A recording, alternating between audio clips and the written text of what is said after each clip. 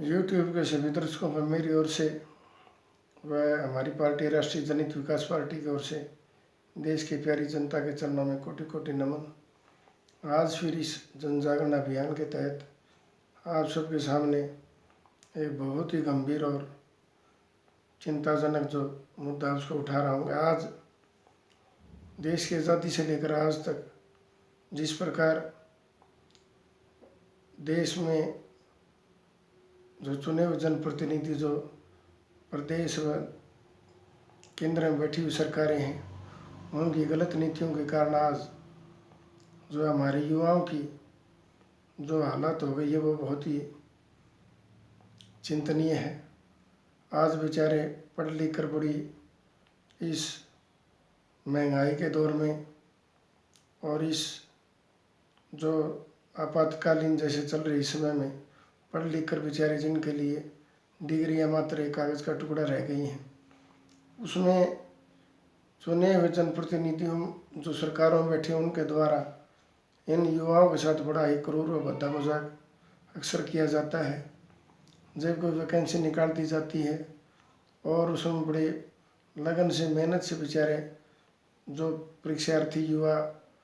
इन परीक्षाओं में बैठते हैं, वो जब पास हो जाते हैं तो इस उम्मीद और लगन से वो सरकारों की तरफ आशा लगा कर देखते हैं कि कब उनकी नियुक्ति होगी और कब उनका सपना साकार होगा। लेकिन जैसे ये जनप्रतिनिधि जो सरकारों में बैठे हैं, इनकी गलत सोच और दूरदर्शिता का जो अभाव है, जो इनके फैसले लेने की जो इनकी नीतियां हैं, उनसे चाहे लाखों लाखों युवाओं का भविष्य कल ख़त्म होता आज हो जाए, लेकिन वो अपनी मनमानी किए बिना नहीं रहते। अक्सर रिजल्ट आने के बाद उनको 2-2, 3-3 साल अपनी नियुक्ति का इंतज़ार करना पड़ता है। तो मैं ये पूछना चाहता हूँ, इसके लिए सरकारी दोषी नहीं है क्या? क्या जो युवा है वो देश उनका नहीं है? युवा को जब देश है और जब देश इस देश के वो नागरिक हैं और इन सत्ता में जो बैठी सरकारें हैं उनमें उनके लिए जब वो वोट देते हैं तो वोट देने के बाद क्या उनकी कोई अहमियत नहीं रह जाती? मैं सत्ता में बैठे इन राजनेताओं से पूछना चाहता हूँ कि जब आपकी कोई एक सीट खाली कहीं से हो जाती है, उसको भरने के लिए आप जितने प्रयत्नशील हैं, तो खाली पड़े रिक्त पदों को और जो ये परीक्षार्थी जो परीक्षा पास करते हैं क्यों उनका लगाने के लिए आपके पास गंभीर चिंतन क्यों नहीं है? आप जिस प्रकार अपनी राजनीति को सीट खाली हो जाती है उसको भरने के लिए गंभीर हैं, ऐसे ही इन युवाओं के भविष्य के लिए आप गंभीर क्यों नहीं है? क्या वो आपके लिए केवल एक वोट बैंक है? इसी प्रकार देश में मैं तो केंद्र में बैठे इन राजनेताओं से एक ही चीज़ पूछना चाहता हूँ कि जिस देश का युवा रोजगार के लिए सड़क पर भटक रहा हो और इन राजनेताओं की जो गंभीर और कुचक्र की जो चालें हैं उनमें जो फंस कर रह जाता है, तो अक्सर आपने देखा होगा कि बेचारे जो युवा इनके दाएं बाएं आगे पीछे घूमते हैं वो कहीं के नहीं रहते। तो मेरा तो एक ही मानना है कि अगर देश को सही दिशा और विकास के चरम पर ले जाना चाहते हो तो देश का जो युवा है, जिसका देश के विकास में बहुत ही बड़ा एक योगदान हो सकता है, उनके लिए ज़्यादा से ज़्यादा रोजगार हो और जिस प्रकार की योग्यता उनके पास है उसी योग्यता के अनुसार उनको नौकरी, काम, वेतन सब कुछ दिया जाए। और आज आपने देखा होगा कि जो सरकारें जनता के द्वारा जो चुनी जाती हैं उनका सिर्फ एक ही मकसद है शायद कि ऐशो आराम की ज़िंदगी और अपने बेटे पोतों के लिए 7 पीढ़ी का धन जमा करना। और आम आदमी चाहे दो वक्त की रोजी रोटी के लिए बिलबिलाता फिरे या भूख से मर जाए, या शिक्षा, स्वास्थ्य, रोटी, कपड़ा और मकान और बेरोजगारी जैसे केवल उनके लिए ये बनी है। उनको रोज़गार मिले ना मिले सरकार की जैसे कोई जिम्मेवारी नहीं। लेकिन मैं ये पूछना चाहता हूँ कि आज देश की युवाओं की जो प्रतिभा है पूरी दुनिया में उसका लोहा माना जाता है।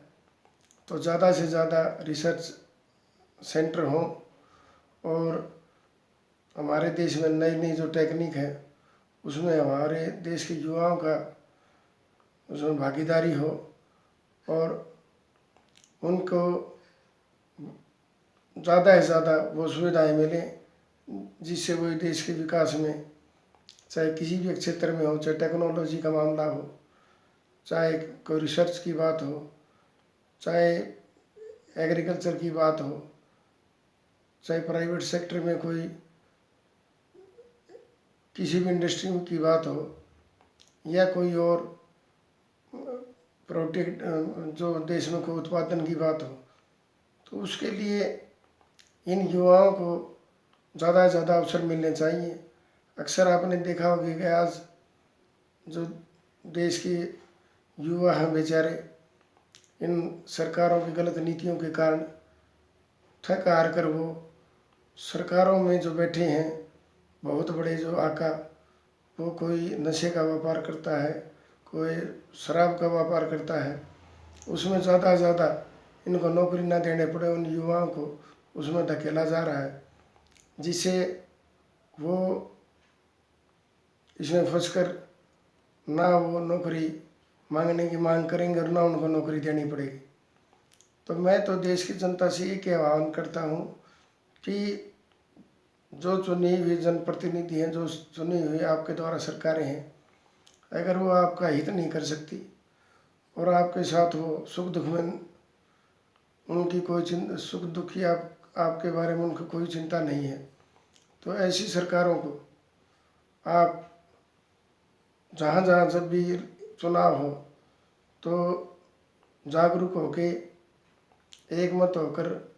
ज़्यादा से ज़्यादा अपने भविष्य का ध्यान रखते हुए उन पर लगाने की कोशिश की जानी चाहिए। और जो भी कोई आपके लिए गंभीर है, आपका साथ देना चाहता है, आपको अपना हक दिलाने की कोशिश करता है,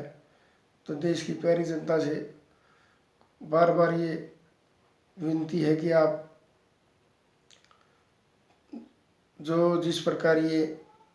आज देश की हालात बनी हुई है कि सत्ता में बैठी सरकारें चाहती है कि हमारे साम्राज्य का विस्तार हो और वह चंद जो उनके पूंजीपति साथी हैं उनको पूरी दुनिया का सबसे बड़ा धनाढ़ बनाकर वो उनका एक ही मकसद है कि अपने लिए जब भी चुनाव हो दिल खोल कर वो उनसे पैसा लें और वो सत्ता में बैठे रहें। तो मेरा तो एक ही मानना है कि आज गरीब आदमी को तो 2 वक्त की रोटी नहीं, आम आदमी को रोज़गार नहीं, और ऐसे में हमारे देश के जो पूंजीपति हैं वो कोरोना के वक्त भी जो एशिया में जो पूंजीपति की लिस्ट में और भी उनका इजाफा हो रहा है कि वो 20 नंबर से 10 नंबर पर आ गए, तो ये बहुत ही बड़ी गंभीर और चिंतन का विषय है। तो मेरा दोबारा से जो इन सरकारों की लापरवाही है और जो देश की जनता के प्रति इनका इस प्रकार का जो घातक रवैया है उस पर लगाम देश की जनता को स्वयं एक न एक दिन एकजुट होकर